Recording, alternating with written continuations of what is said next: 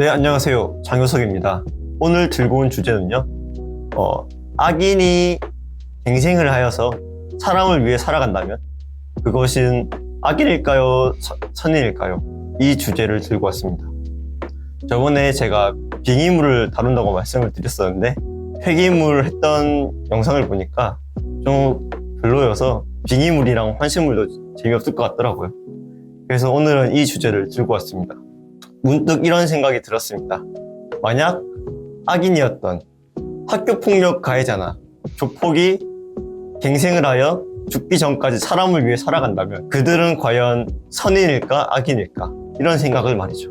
근데 제 컨텐츠가 컨텐츠 파헤치기, 드라마나 웹툰, 웹소설, 만화 이런 것들을 파헤치는 것을 하죠. 그래서 오늘 다뤄볼 주제는요, 악당이었던 존재가 주인공 편에 들어서 영웅이 되는 그런 클리셰를 다루면서 과연 그는 악인일까 선인일까를 한번 생각해보는 시간을 갖도록 하겠습니다. 이 클리셰의 시초를 저는 드래곤볼이라 생각하거든요.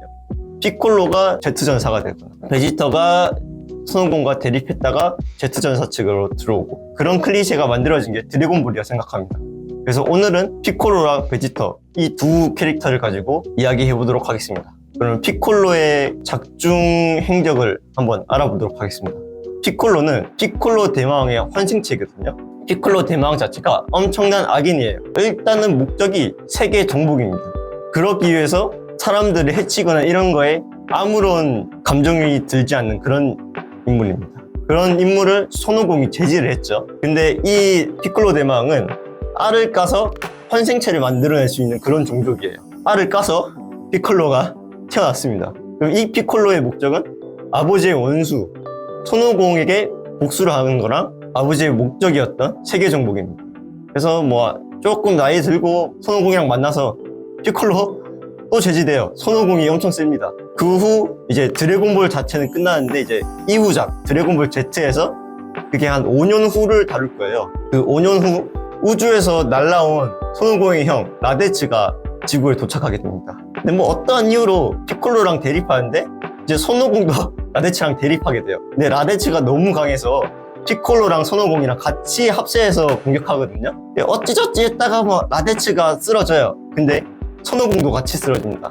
피콜로의 마검 강살포에 라데츠를 붙잡고 있던 손오공도 같이 배를 뚫려서 죽거든요. 라데츠가 내가 여기서 죽으면서 나의 동료인 베지터랑 래퍼가 찾아올 것이다. 나보다 훨씬 강한 존재다.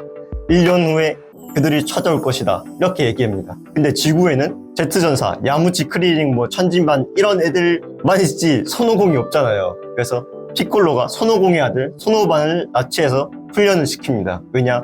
손오반 그는 잠재력이 엄청나게 뛰어났거든요. 손오반을 훈련시키다가 손오반이 너무 착한 거예요. 그래서 이 착한 손오반 덕분에 나쁜 마음이 사라지고 피콜로가 이제 사람을 지키게 되는 그런 마음을 가지게 됩니다.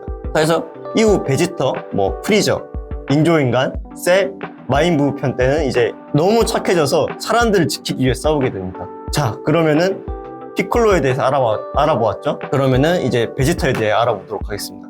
베지터는 아까 말했던 프리저 우주 대학당이 있어요. 그 대학당의 부하였답니다. 근데 그 대학당 프리저는 그 사업이 있어요. 행성을 파는 사업이요. 그러려면 행성에 있는 그 원주민들을 다 학살하고 다녀야겠죠. 그 원주민을 학살하고 다니는 게 그 베지터 일당이었습니다. 근데 베지터는 그 일당을 학살하는데 별로 스스럼 없었어요. 왜냐면은 그는 전투정족 사이언이었기 때문이에요. 그래서 별로 신경 안 쓰다가 라데츠가 죽고 지구에 드래곤볼이란 게 있어? 하면서 이제 지구로 오게 되거든요. 그 베지터가 막 지구에 도착하고 막 제트전사들이랑 싸우면서 아시다시피 야무치는 제베메한테 죽고 막 하면서 죽었죠. 그 다음에 크리링도 다치고 천진반도 다치고 막 그래요. 이후 이제 손오공이 죽다가 살아나서 이제 딱 도착해서 베지터랑 대립하면서 베지터는 이제 쫓겨나죠. 지구에서. 그리고 드래곤볼이 나메크 성에 그 원조의 드래곤볼이란 게 있다. 그런 걸 알게 되고 베지터가 그 나메크 성으로 가게 됩니다. 근데 이 사실을 프리저도 알게 돼요.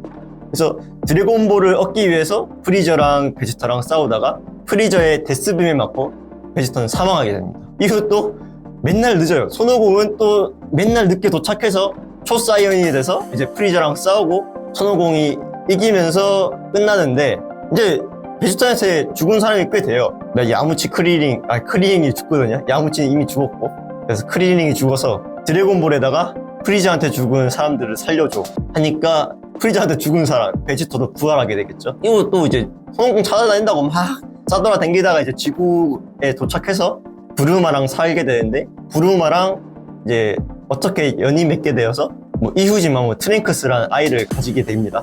그러면 인조인간 편으로 이제 넘어가 볼게요. 인조인간 편은 이제 미래에서 온, 아까 말했죠. 그 트랭크스가 미래에서 와서 인조인간이 지구를 완전 낭장판으로 만들었다. 이거 살아야 된다. 살려달라. 해서 이제 베지터가 인조인간 이런 센 놈들이 있어? 하면서 이제 Z전사 측에 딱 들어갑니다.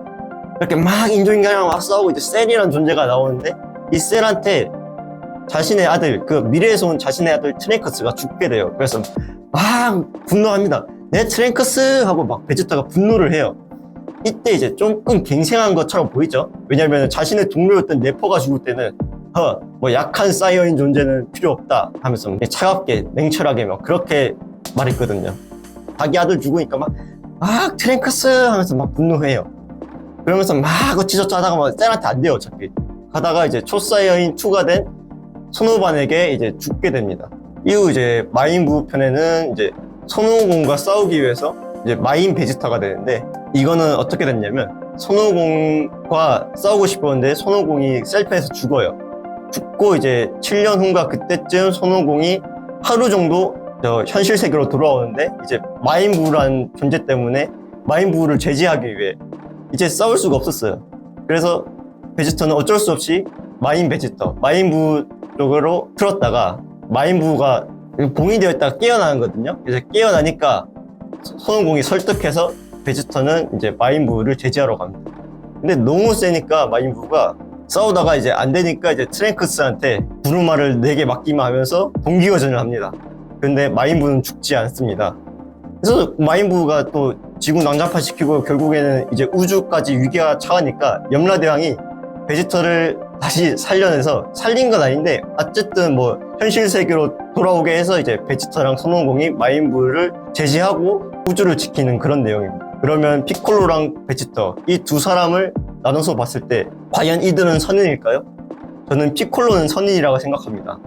왜냐면은 이제 손오반에게 이제 그 마음이 동화되어서 이제 계속 사람을 지키기 위해 살았으니까 아마도 악행은 저질렀지만 이제 마음 자체는 선인이 됐겠죠. 베지터는 그건 아니라고 봅니다. 왜냐면은 사람을 지키기 위해가 아닌 자신의 그 가족들 위해서 이제 마인부를 제지했지 트롤링도 많이 했어요. 왜냐면 마인 베지터가 안 됐으면 마인부가 깰 이유도 없었거든요. 그래서 이제 악인에서 벗어난 자 딱 이 정도가 맞는 것 같습니다. 이제 마치도록 할 건데요. 과연 조폭이나 학교 폭력 가해자들이 갱생을 해서 사람들을 위해 산다면은 그들을 좀 좋게 봐야 되나? 근데 저는 그렇지는 않을 것 같아요. 왜냐면은 만화는 만화고 현실은 현실인데 그런 가해자들을 보면은 조금 그래도 의심 정도는 할 것 같아요. 좀 착하게 살아도. 왜냐면은 그들의 업이 있으니까 저는 그런 시선을 보낼 것 같거든요. 여러분들은 어떻게 생각하시나요? 여러분들은 과연 좋게 볼 건가요? 아니면 나쁘게 볼 건가요? 이 말을 끝으로 마무리를 짓도록 하겠습니다. 이상 호스트 장효석이었습니다.